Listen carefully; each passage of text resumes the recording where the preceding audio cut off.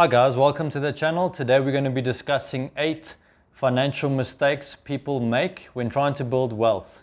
Point number 1, not having an emergency fund. It is recommended to have a 3 to 6 month emergency fund to pay for any sort of unforeseen medical expenses, car issues, house issues, and as we saw this year, there was a global pandemic, people lost their jobs, businesses closed down. If you don't have an emergency fund, it may force you to sell investments or assets at a loss just to get by. This can also load up on your credit card debt. Point number 2, living beyond your means. There's a saying that goes, we buy things we don't need to impress those we don't even like. A good example of this is a car. A car is a depreciating asset, unless you're buying a classic car for investment to sell it in 40, 50 years' time. I would suggest that your car doesn't cost you more than 10% of your gross monthly income. That includes gas and insurance. Point number 3, animals, pets, children, girlfriends. No, I'm joking. Animals cost a lot of money. They need food, healthcare, sometimes even pet insurance, and some places charge you rent to simply keep a pet. Feelings aside, they cost a lot of money. Especially when you're starting out, maybe in your early 20s, you don't really need to be paying for certain expenses like this. I would suggest that you buy appreciating assets. Point number 4, paying off your credit card debt. If your credit card debt sits between 4 and 5%, I would pay it off first, before investing in anything that may give you a return of 8 to 10%. Point number 5, not putting money into RA, retirement annuity, or a 401k. It is estimated that 43 to 55% of Americans, various sources, do not have a retirement annuity or a 401k. And then those that do, only 12% are contributing to that 401k on a monthly basis. The problem with not contributing at an early age to the 401k is that you're losing out on compound interest year on year, which will put you in a position that you might get to retirement and not actually have enough funds to live off. People do not understand that there's an exponential growth curve between saving in your 20s to 65 or saving in your 30s to 65. You can also get a large tax deduction when you submit your tax return in the next financial year if you've contributed to your 401k or retirement annuity.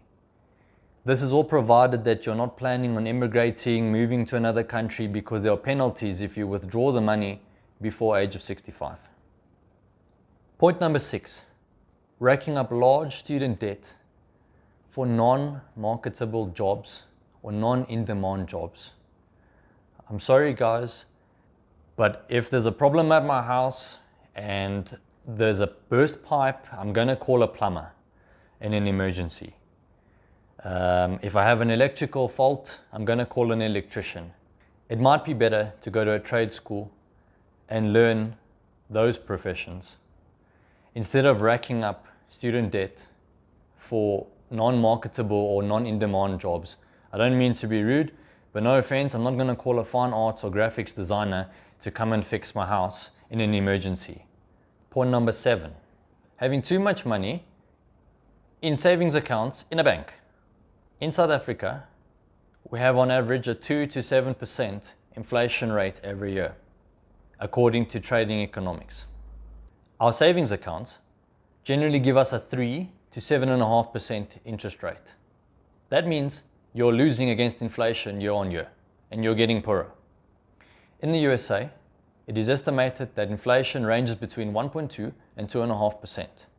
High interest yielding savings accounts in America only give you between 0.6% and 0.75%. So again, no matter where you are, first world or third world, you're losing against inflation, and you're getting poorer. Point number 8, not having any money though in cash. This is something I'm guilty of.